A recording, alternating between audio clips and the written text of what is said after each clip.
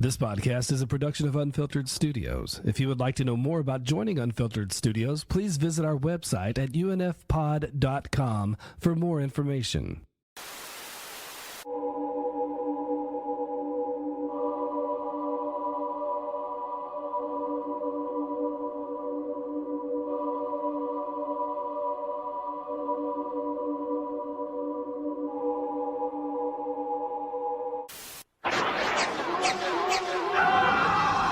Roger Ebert and Harry Knowles give Galaxy Quest 2 thumbs up. It's real. Jeffrey Lyons raves it's the funniest, wittiest comedy of the year. Perfect! Galaxy Quest, rated PG, now playing everywhere.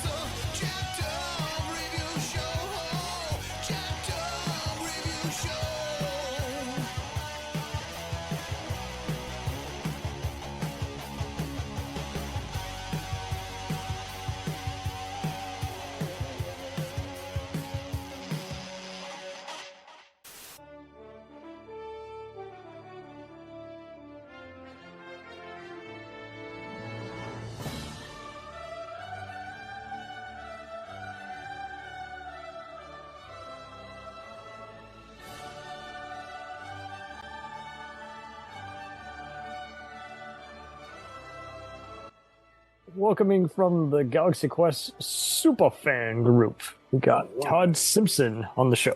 Welcome. Happy to be. And we're just doing an overall very loose conversation. I was going to talk about the comics, and you were going to talk about just why you think the legacy endures, why it is still quotable, just people love it for more than just what it's making fun of, and as a standalone space comedy, there's all kinds of factors at work. Sure. Well, parody is the highest form of flattery.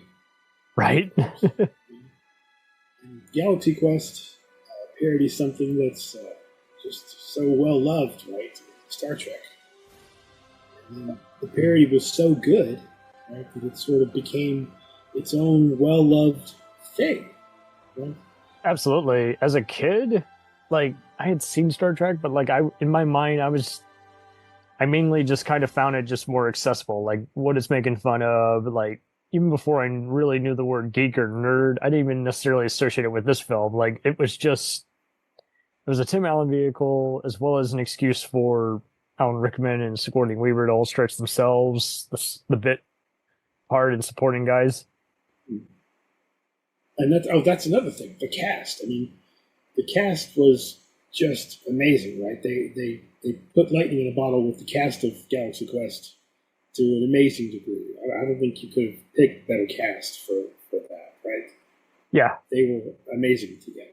The way they played off each other, they were perfect as they were cast. And I've never been a huge fan of Tim Allen, but he was perfect in that role because he just played himself. Right? Yeah, without getting overly political, it is funny how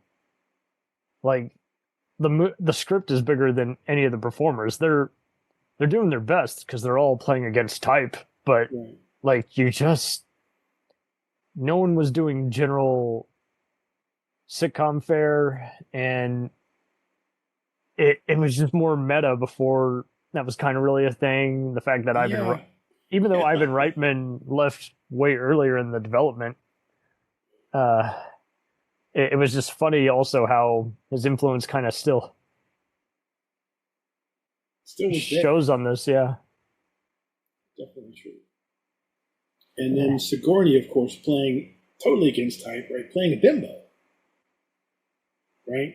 Which Sigourney Weaver's never played the bimbo, right? That totally goes against the grain. Absolutely. She's very gorgeous, but don't make no mistake. She's still in, working girl mode here. But here, it's funny how they don't really hit on it as much. We get that Tim Allen's a Shatner type drunk, and that Rickman's character is kind of like a mixture of Worf and Spock, where he's Shakespearean, but wants to do a role that isn't heavy on makeup or him spouting sci-fi exposition. And it is funny how Weaver's character is just like, I almost get kind of even a Erin Gray or Donna Mills kind of feel from her, Diane Cannon. Just like she could easily be a drive-in movie starlet, but yeah, she's had a career and she's tired of people looking at her beauty. It's so they don't play into it as much just because I think they didn't want as much of an R rating. I think a lot of stuff like that went along with what was omitted, but that's okay. Like it's still a movie adults love as much as kids and teens. Yeah. There are people I know who aren't even Star Trek or Star Wars people. Like they might be more Futurama or Stargate guys. They love this movie because it's just so wacky.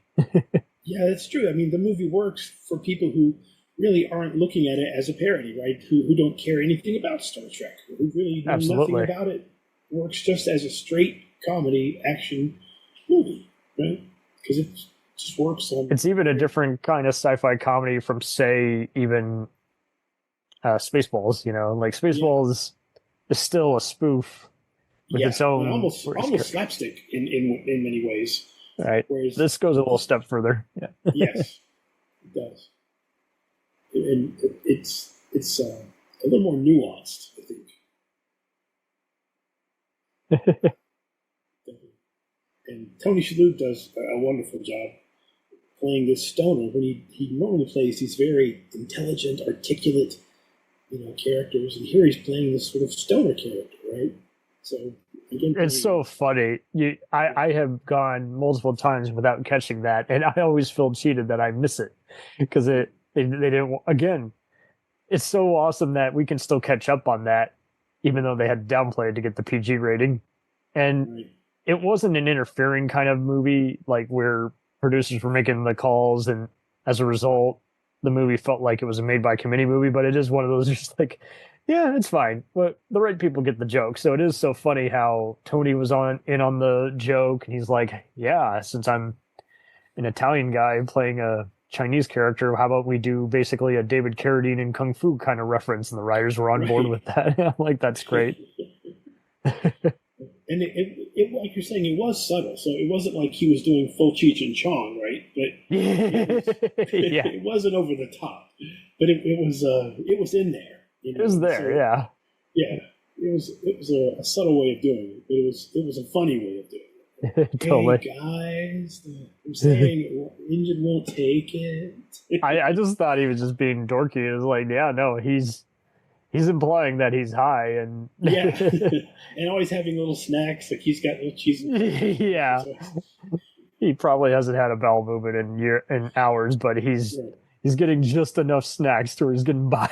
He's getting some cheese, he's getting some cookies. Has the munchies all the time. He's sort of the that's great. And Alan Rickman, of course, the late great Alan Rickman. Yeah, I want to buy his diary. Apparently, there's a diary that's really expensive you can buy on Amazon, which talks about they're just consisting of various notes he had while on various movies, and he just somehow was able to compile all his various things into a random book, and people learned about some. Apparently, those who have read it have found out he was such a trickster and prankster on set. He just had. But he actually really liked working with everybody because they were just so serious. Like they knew how to be serious, and that's part of the joke. Kind of like almost Naked Gun. So it's just so funny hearing him admire all these people from coming from a Shakespearean guy. Yeah, because he had that part of him that he could play very serious Shakespearean stuff. You will do as I say. Right, and he could also be very funny when he wanted to. Oh, he's delightful. Yeah. Probably my favorite actor. The way he just got that, completely frustrated, Shakespearean actor doing. Yeah, it's almost if you were to take it up a notch more, it'd be almost like Patrick Stewart, Ian McKellen level, but he's putting it up a notch where it's like that's very much like Worf, where Worf does stuff that is funny to us because he doesn't see the absurdity of what he says. It's just part of his culture, and it's so funny. And in this case, it's an actor playing a fictional alien race. So, Right. I think that's why he steals the show in the movie. I mean, don't get me wrong, Sigourney Weaver is a close second because, growing up, I never noticed, even though I was perfectly the target age, all the little Easter eggs they throw in for Alien and Buzz Lightyear. Right. Like they put in some names and other stuff, but when I look at it now, I see that the kind of like with Austin Powers is like, yeah, it's a James Bond parody, but then you see references to other spy comedies like Flint, and even uses theme songs from other British spy shows. And here, whenever they do the promos for the fictional show, it's funny seeing how it looks almost like a Charlie's Angels kind of thing, with how Sigourney Weaver's doing like fake kung fu on a bunch of henchmen, Right. and posing for the camera and explosive letters. So yeah, it is almost Wonder Woman, Superman-esque, Batman. Totally. And she sort of brought that to it, right? She sort of mixed that in. Yeah. To her character. It is so maddening also how like Ivan Reitman got her involved, and then once he left, then they still wanted her to audition for it, and she's like, I'm not losing this role. And it's like, man, well, what dedication you got to do just to get a comedy role? Yeah. We're so used to her dramatic stuff. At her level, that she would be like, I'm not auditioning. Yeah. Just let's negotiate with the agent. But wanted it, so much because it would be such a different thing for her. She's like, look, I'm having this, so I'm doing whatever it takes. Because she doesn't get to do those types of things that often. No. She gets the serious stuff. Yeah. Craziness. Yeah. So she's like, this one I'm getting. I don't care what it takes. This one's mine. I will do anything. Totally. So I was really taken aback by the comics. I had had them for a while, but then realized, I actually haven't read them yet. So what did you get? What did you get out of them? You didn't get out of the movie. In a way, there's been back and forth talk about doing a show, and then it kind of tapered off once Rickman unfortunately passed. But I feel like these are as good as you're going to get, especially people clamoring for it. So the first one was a 2008 one. They were both by IDW Publishing, and much like Dynamite, they do all kinds of crazy crossovers and in-your-face kind of artwork. And the first one they did, it was simply titled Galaxy Quest, and then the subtitle was Global Warming on some cases. But yeah, this came out in 2008, and this was the second one I read, but it's the first one that came out, and basically it's just so funny. It picks up literally not too long after it's the show within the show has been relaunched, and then the cast goes on another adventure, and they acknowledge way more the behind the scenes, what the directors are like here, and it's a lot of fun. They definitely get into the more sleazier side of Hollywood, to play up on how Tim Allen's Nesmith characters like Kirk, they showcase that he's supposed to fall in love with his on-screen co-star, but falls in love with another actress as well, and he's an out-of-work actor who no one recognizes on the street. But yeah, this had some cool artwork. And I love how they run across Area 51 of all things, and of course, they're trying to make a comeback movie in between the next adventure. But it really is probably the best characterization I've seen of the crew since. So total recommend. Just look up Galaxy Quest Global Warming. It was 5 issues all collected and divided each into 3 chapters on each one. And then the second one came out in 2015. And basically, once again, the has-been actors, it's pretty much a continuation. They've enjoyed a career resurgence, and they're interrupted by Quint, Quint, an alien with a surprising axe to grind against them and the crew. So yeah, this was the first one I read. It was 4 issues. Despite some reasonable artwork, I felt too much like the humor just wasn't landing for me. I just felt like it was doing so much recreating of a Star Trek, alien type movies like they're making fun of.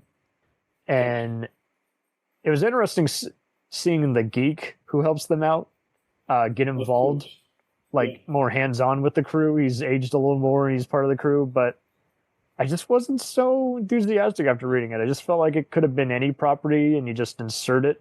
And it didn't really, I didn't feel like it merited lasting 4 issues. But if you're a completist, you can check it out. But I can't highly recommend that one. But I'm with you. I would. Do you know who was the main artist for that? The main artist. So Scott Lobdell was the writer. He's written for X-Men and Red Hood and Superman and Teen Titans of all things, as well as wrote comedies like Happy Death Day.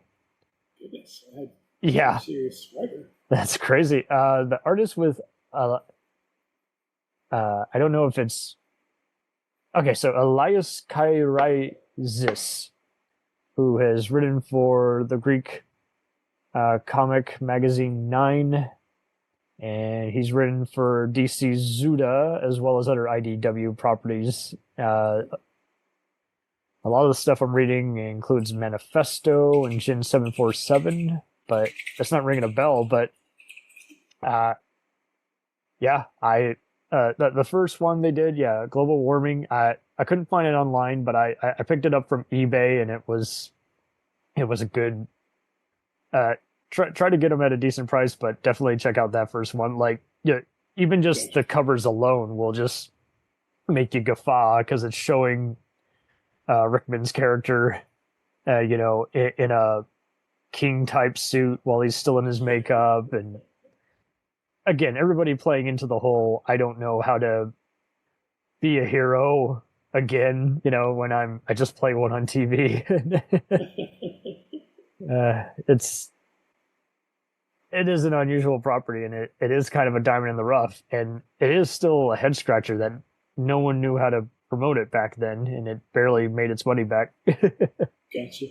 It made enough, and it was a video store hit, but it is still a head scratcher to me. I'm like, you didn't know? I mean, and audiences were like, don't market it as a Tim Allen or Sigourney Weaver comedy. And it's like, well, then what do we market it as? Well, how do we sell this? Right? Who do we sell this to? And it was kind of weird how it was kind of just a simple comedy. Just about everybody came across it at one point or another.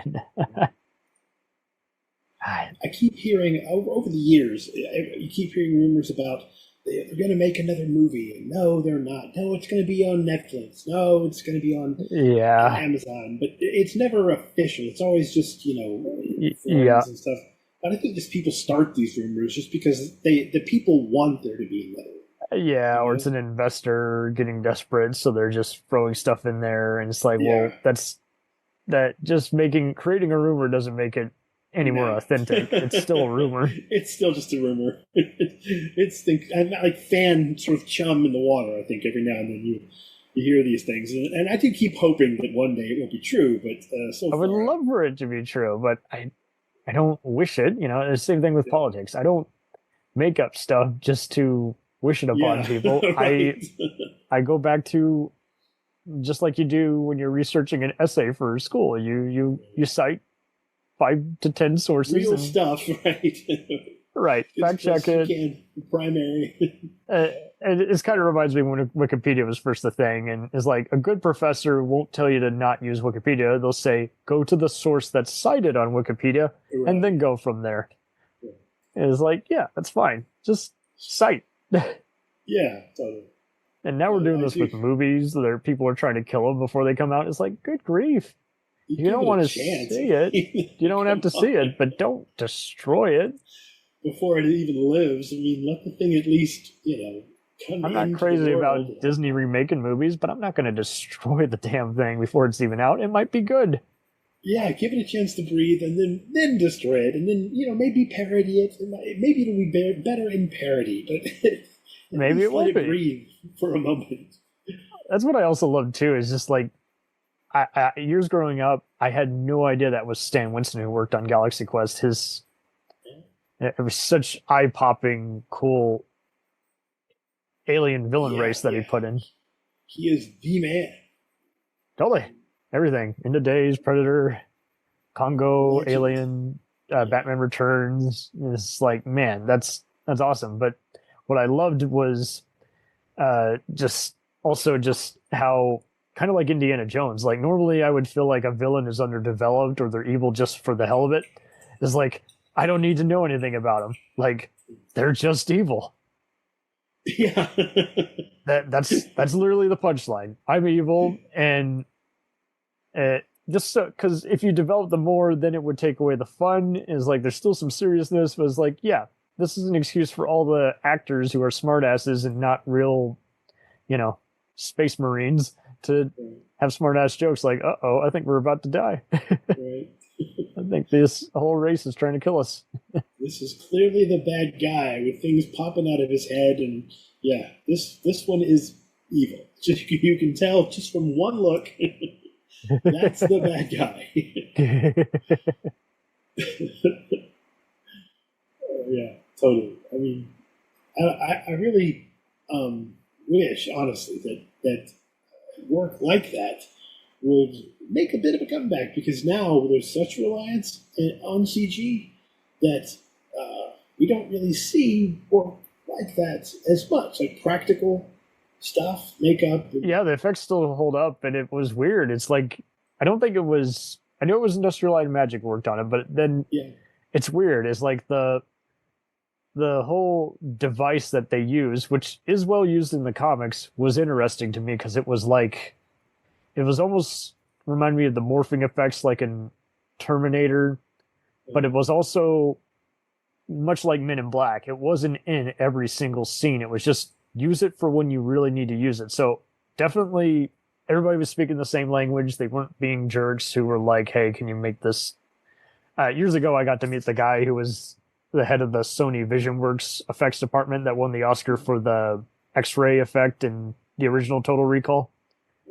And he had stories, like he didn't name any names, but he just talked about, it was like, I've had a career of having people who were great and communicative. I also had my fair share of people who would be vague and say, can you make this not suck? Yeah, more magic. And so I do feel like it, there's a Tony Shalhoub connection, Men in Black. It is kind of that same kind of thing. It's like, just storyboard it, show where you need the actual effect instead of, I don't know, let's figure it out, later. It's like, here's where the guy morphs, and in this case, here's how these guys, get teleported into space, and it is, for years, I never knew that the rock monster on the planet was based off a deleted scene from the infamous Star Trek V. Yeah, I remember.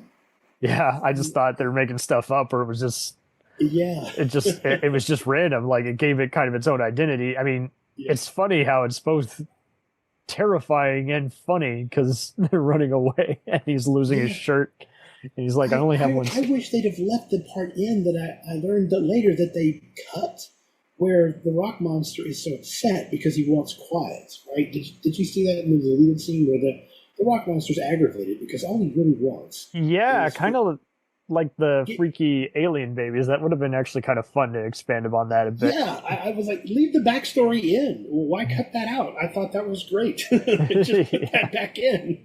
Right? It's fun, yeah. Yeah. I don't think it slows it down. That's why it's a special kind of movie. It makes us wanting more, and I don't think we're going to get more, but we want more. Yeah, I say put it all back in. There you go. Director's cut. And producer's cut, put all the deletes. Make it 2 hours, 3 hours long. I think it'd be great. I really think it would. Put every single bit back in, unfinished, all of it. It is wild though. Like, I see people who don't like comedy and aren't big movie people, and they've all seen this. They're like, that was wacky, that was funny. And I mean, it didn't take much to realize, okay, Sam Rockwell playing a guy named Guy. Oh, he's making fun of He's making fun of the typical red shirt who dies once an episode, I'm the but guy who dies to prove the situation is serious. but it's still funny. Like, you could be oblivious to Star Trek and you're like, that's funny. Like, I get it. It's hilarious. They literally said it. I'm a guy named Guy. Like, it doesn't Right. it doesn't take much to figure out what's happening. It's just like, it is just so funny how I think one thing I often miss, but each viewing, but is funny, is just how kind of like they're having to figure out how to actually fly the thing. It's like they've only looked at a green screen. It's like he's having to figure out how to be an actual engineer Right. with the alien guys. It's like, show me how to do what you think I should do, Right. and I'll look smart. Exactly. And the scrape, big scrape when he's first learning, and they hit the wall. That is some good Foley. Physical comedy, yeah. Everything, every single aspect of comedy, they blend together. The acting, the action, it's perfect. I mean, I think it stands the test of time just about in every area. I call it the second best. Movie. I call it the second best Die Hard movie with Alan Rickman, because it's another takeover in space movie, kind of like First Contact. Yeah. And yeah, it should have been Die Hard 2. Honestly, just take Die there Hard 2 you go, away, man. Put this in, just call it Die Hard 2 anyway. There is some other Die Hard DNA in there. Yours, there is. I had no idea that the alien armor was like some reused props from The Fifth Element, Bruce Willis movie. Oh, I didn't know that. And it's just so wild. I'm like, just all these little minor things. And apparently Spielberg, this was produced for DreamWorks. He visited the set one time, and everybody was getting along great. And he came on the day where Tim Allen had to actually get dramatic. And Tim Allen does not, unlike most comedians, he does not get personal. He doesn't. He likes to distract and not be serious. And it's so funny. It's like he finally got his best performance, and Spielberg compliments him, and Tim Allen, being an asshole he was like, and you heard it from the guy who made 1941. Oh, wow. It was like, I did a good acting. I'm like, and Spielberg's like, that's well, I was just complimenting you, but okay. This is how a nice guy he is. Like, anyone else would be like, you know what? Let's box. This is so wild. It's like the director who's worked with Chaloux on Monk. Right. Dean Parasot. Whenever I see him, I'm like, this is going to be a very unusual comedy. I just know it. Yeah. Fun with Dick and Jane, Home Fries, Bill and Ted Free, Red 2. He's always got an unusual, just like way that he goes about stuff. Yeah.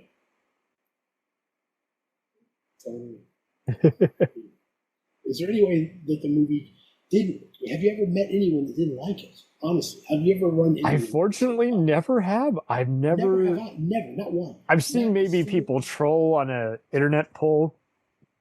My brother felt it didn't hold up on a rewatch, but he hasn't seen it in years. He needs to watch it again. I think I have seen my sister say I think it's funnier if you know about Star Trek, and I'm gonna lightly disagree. I think it's just funny in general. Like, I wasn't. It is funny in general, but I wasn't. It probably is a little funnier.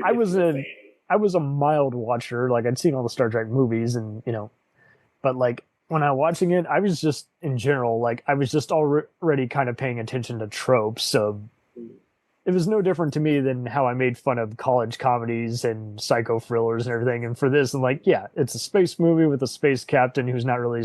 But here's the twist: they're not really a space crew, and he's not a space captain. Okay. Yeah. So I mean, it's funny by itself.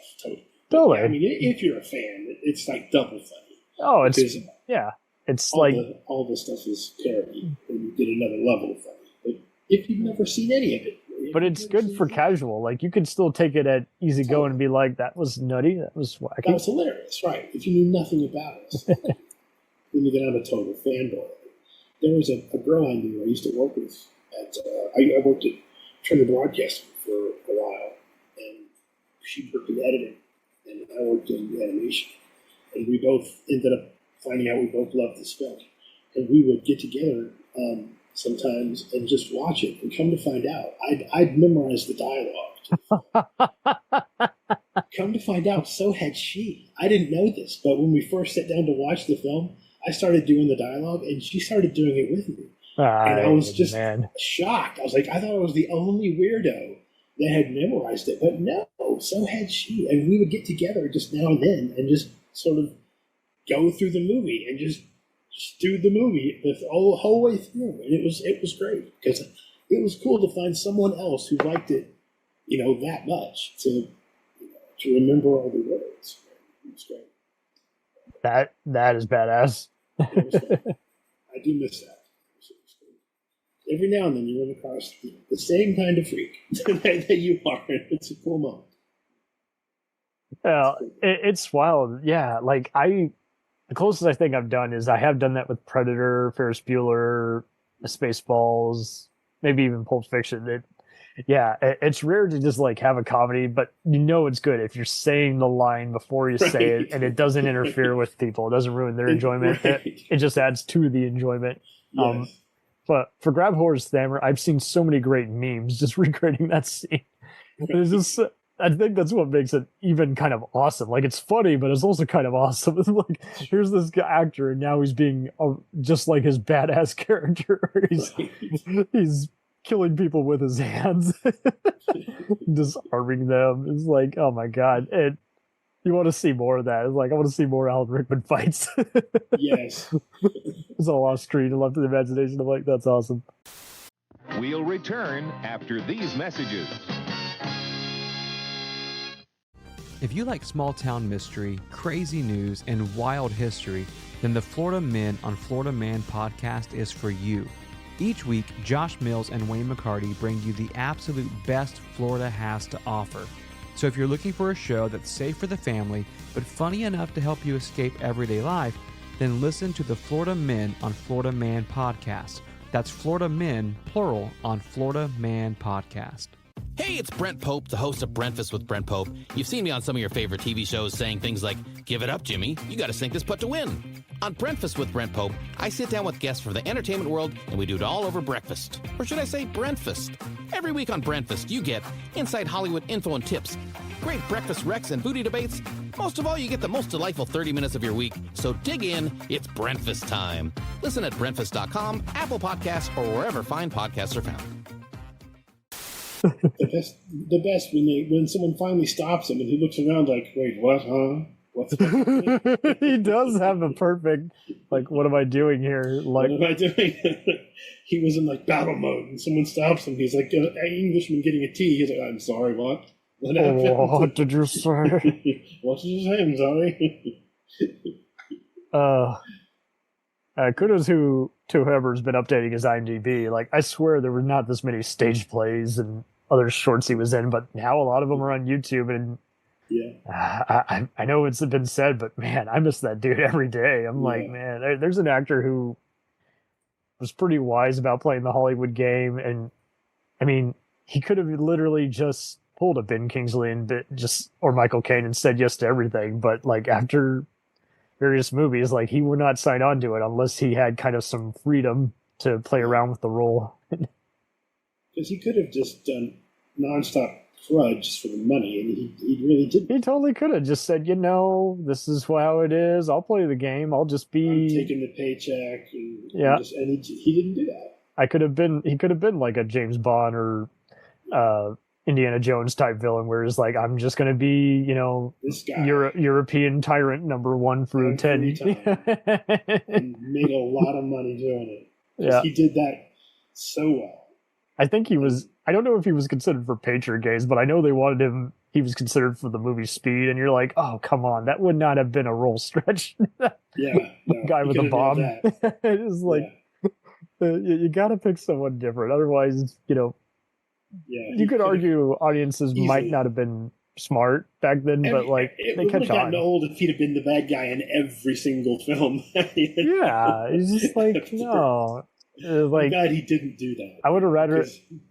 I wish he could have had some more, like maybe playing a detective or. Yeah. But I think that's the other thing too. Like, even if you don't know him from like his first 5 popular roles or even comedies like Dogma, you still, when I saw him in a Neil deGrasse Tyson interview, I want to say it was like 2012 or something. it was really awesome because it's like he's just a really spiritual guy, and he was talking about science and wonders of the universe. It's like, man, why have you not narrated more documentaries? You got that awesome voice. Wonderful voice, yeah. Oh, and I did have a good buddy on who did a sarcastic The Rise of Hans audio drama, which was basically a tongue-in-cheek prequel to Hans Gruber in Die Hard. Oh. And I think it is just funny. It's like, no matter what you've seen him in, let's say you only know him from Harry Potter. Let's just say you've only seen him on like Masterpiece Theater. It's just so funny how it's like when you Love Actually or Sense and Sensibility, or even, I mean, Travis Bow of the various Movie Minutes podcast, you know, he knows him pretty much just from Quigley Down Under, and is doing a Movies by Minutes podcast on the Robin Hood movies. So it's just so funny how no matter your intro to him, like, you know, he's gonna have an awesome role. Right.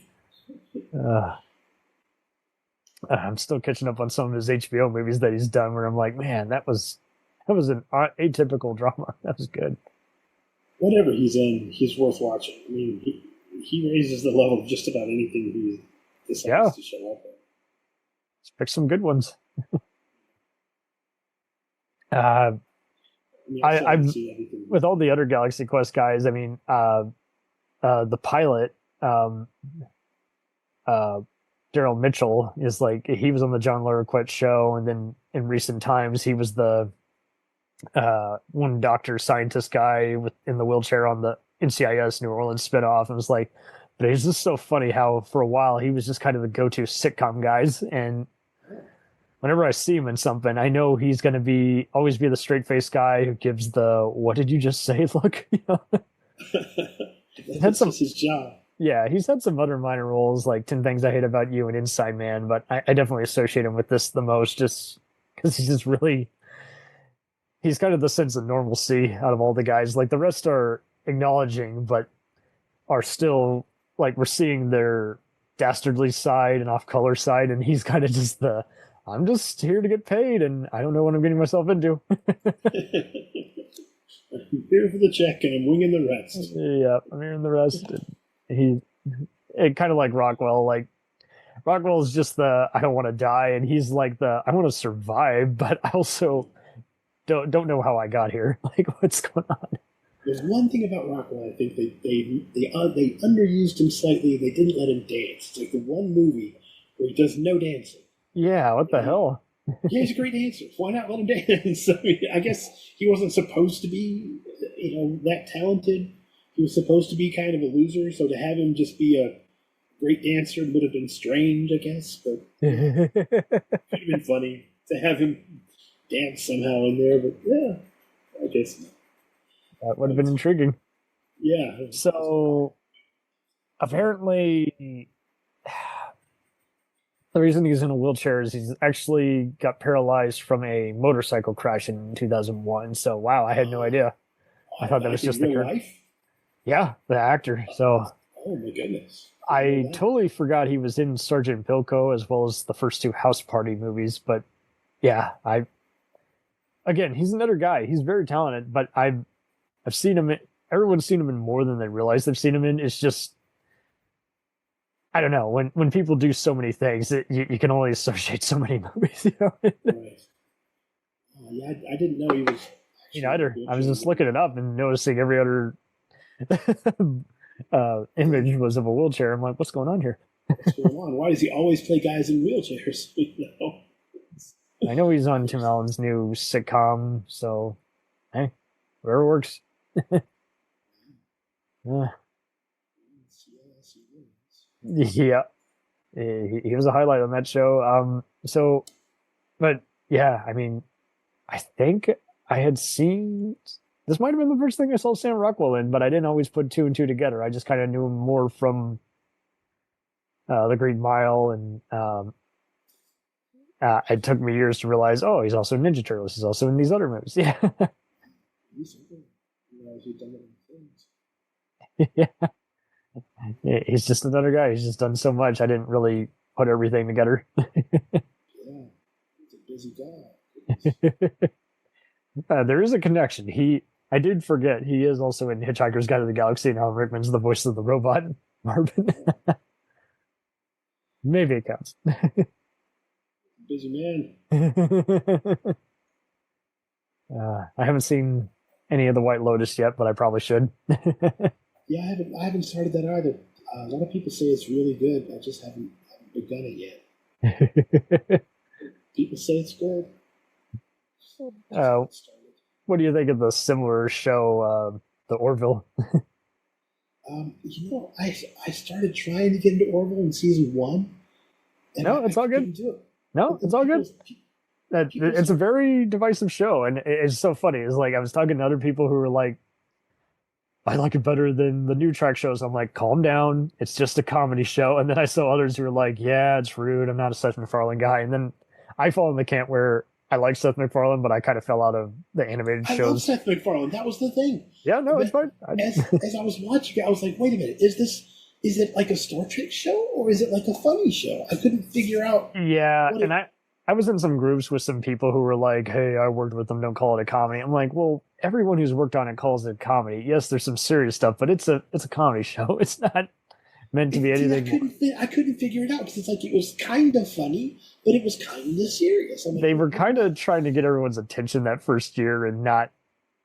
And like season 2, they did more Star Wars kind of parodies. Like they do a total recreation of the asteroid field with the exact same music cues. But for the most part, it's kind of gone into Twilight Zoneville where they do some unusual time travel and.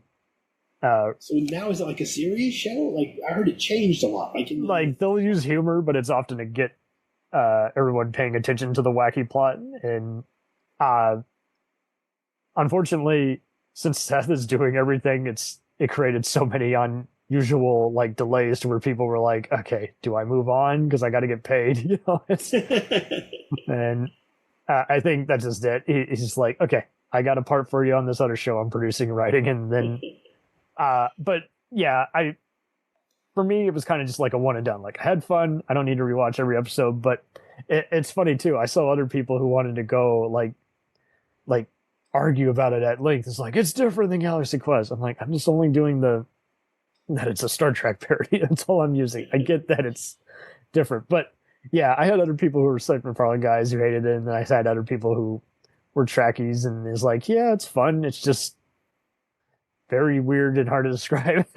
Yeah, that was what it was for me. It just was very weird and hard to describe. It was like there were some good guest spots. They had Liam Neeson, and then there was Charlize Theron in a fun fight scene.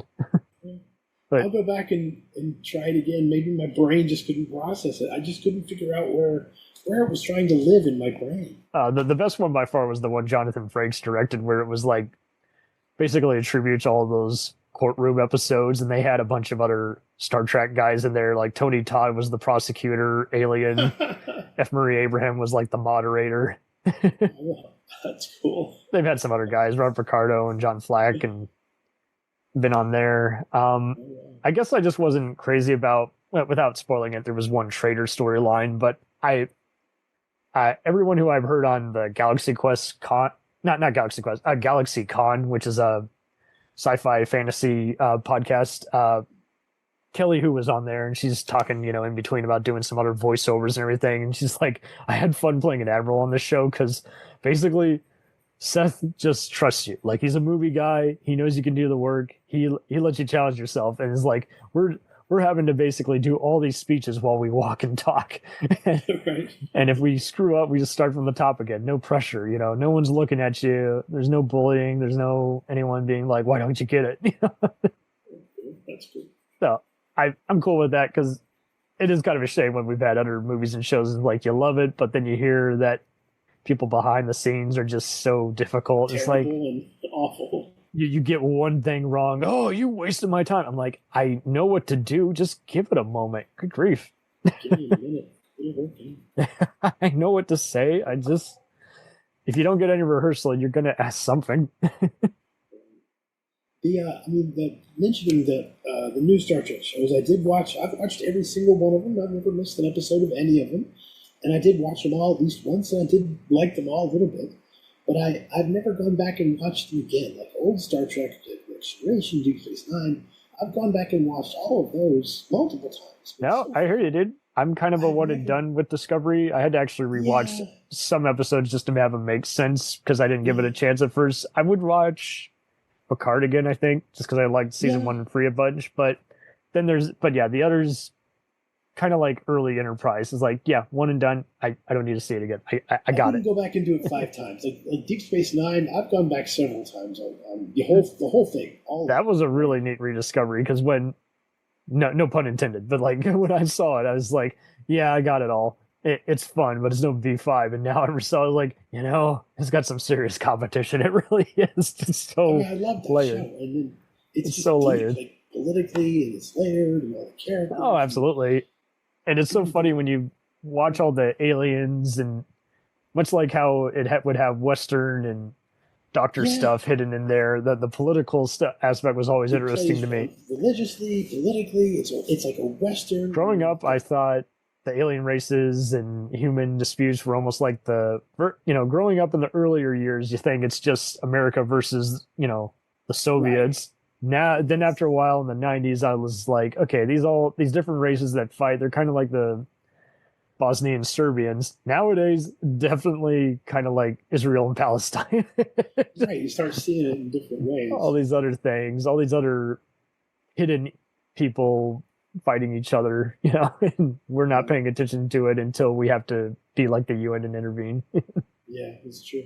And now it's, streamable, so a lot of people that have never seen it are going back and watching it for the first time that have, weren't even around when it was a thing. Absolutely. People who, in their wildest dreams, just weren't going to branch out. It's like, it's more than just a Star Trek show. Like, it's just a good show. It's just a good show. Yeah.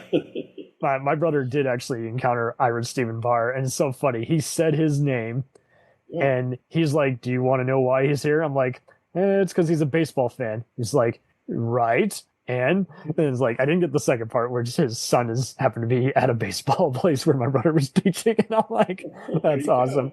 But it's just so funny. It's like, yeah, it's like he knew that name. I never thought my brother, who's again, not a movie guy, would ever say that name to me and be like, do you know who that is? I'm like, yes, of course I know who that is. Who that guy is. Why are you encountering him? It is also wild too, how it's just, I don't know how you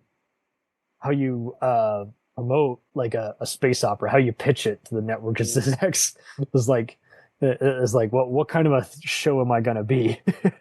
Yeah, here's a long-term arc space opera. We're being more like Forbidden Planet. It's like, well, if you're not trying to, there's still gonna be there's gonna be at least a little Buck Rogers or Space 1999 in you.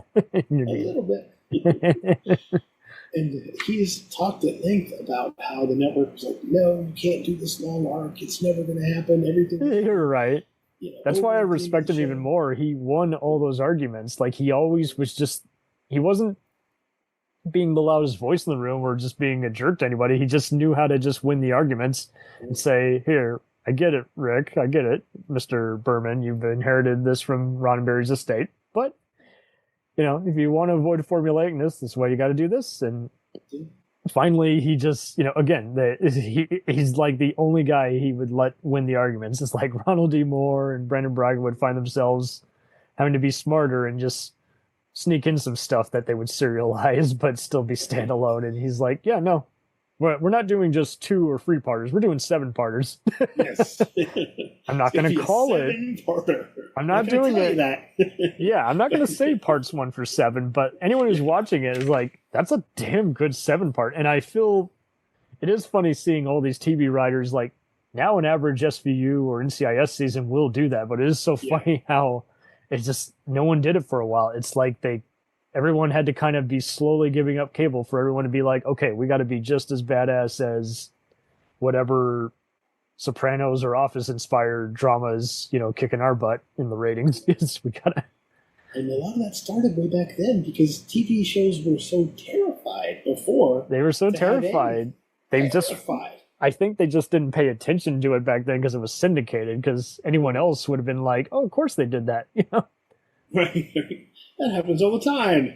But the producer's like, no, it ends at the end of the show. That's it. You wrap it up, put a bow on it, and it's done. And It's like, oh, that's terrible. It's got to go have a through line, and it's so funny too. You encounter people who want standalone episodes, and then you encounter others who want it to all be interconnected. And I was fine with 10 to 13 episode seasons, and now I'm seeing people go back and complain on that. You just can't help everyone. Oh, and back in the day, in Deep Space Nine, a season meant an actual, season, like 24 episodes. 28 episodes, right? Yeah. Now a season is 8 or 6, right? Yeah, who would have guessed? Yeah. So it's a totally different thing. And imagine writing. You're in the writer's room, and you're trying to write something that has enough bits to finish within one episode. Something has to finish within the episode. But the other bits have to continue through the entire 28 You episode can't arc. cheat it. You can't. Right? So it's got to be both. So you've got to have something that finishes out each episode, and other threads that continue the whole season, and other threads, he talked about this, other threads that continue throughout the entire, however many seasons you can make the show last. So like the whole thing with Cisco, right, becoming this religious figure, that thread started in the very beginning and traveled through the entire length. When I showed it to my mother and sister, they actually really ended up digging that cast because, growing up, I was like, it really takes off when Worf joins. It was like, those first 3 seasons pretty taut. It's just different. Doesn't mean it's bad. And they were really loving it. It's like, oh, when Cisco gets angry, it's instantly more awesome. Just because when he shaves his head and puts on the goatee, he lays out the law. Usually Picard is just quiet and then, has a shouting match, or Kirk punches someone. Is like Cisco just lays it out. Like he has the desk and then uses a baseball metaphor. It's like, perfect. That's all I need. That's all I need. There was this one show that had all these different Star Trek, Stargate people on it. It had Robert Picardo. It had, actually no, it didn't have. It had Walter Koenig. It had Chekhov himself. And you want to talk an example of, I didn't know it was a comedy until I looked it up after the fact. It was called Nobility. Never even seen it. It had good effects, but talk about a losing battle. Like, it was one of those, like, I look it up. It's the typical Amazon ratings where all the 6-year-olds are saying boring, 1 star. And then there's all the 5-star reviews clearly written by the people involved. So I'm like, I don't know if this is any good or not. I guess I'll just, figure it out. And I watch it. It's 3 episodes later, edited together. And it was a perfect example. I want my time back. This is not good. Doug Jones was in it. Tori Higginson and Christopher Judge and Amanda Tapping from Stargate were on there. Goodness. And yeah, it was a real letdown because I'm like, good effects, but I didn't know this was a mockumentary. I just thought that was just something dumb. It's like, no, it's meant to be a comedy. Well, I'm not laughing. It just wasn't very funny. It's just, it needed some either more breathing room or just more just kind of connecting the dots. It just it didn't go fast enough and it didn't hold your interest enough. You're just too confused and disoriented. So I just was like, okay, interesting. Just not very good. Yeah, it's a shame because there were even some other Expanse and Star Wars actors who've done video games and cartoon show voiceovers for them, and despite being a match in heaven with all the names attached, I was just like, it's too bad. Yeah. So, yeah, if you're going to do a space opera, I mean, just focus on the premise. Don't worry about the writing. effects. Yeah, if you don't have the script, the rest of it is not going to work. Yeah, just do an abandoned factory and figure it out from there. Yeah. It's really amazing, even with a great cast. If the story is not there, the rest of it. Yeah, the way Judge was even looking at it a few times, I think he was just having fun doing this. He's like, yeah, this is an easy paycheck. I'm like, well, it's a shame. He should be a bigger star. Yeah. Hell, Chekhov should be a bigger star. Right. Tori and look, Ryan T. Husk was in it. He does one of my favorite podcasts. Yes. He's a very dedicated guy, and yeah, he had some fun stuff to do on here, but I was just like, what's going on here? Yeah, it's too bad. Well, it happens, you know. Oh. Well, it's been a delight having you on here, buddy. And Yeah, it's been great. It's been wonderful. look for this. Let's look at the timeline. Let's look for this to drop on Enterprise Week in July. All right, wonderful. Thank you very much for having me.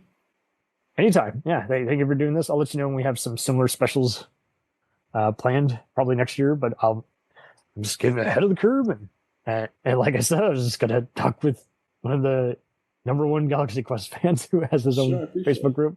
Yeah, for those who want to know, Galaxy Quest Superfan group is on Facebook. Check it out.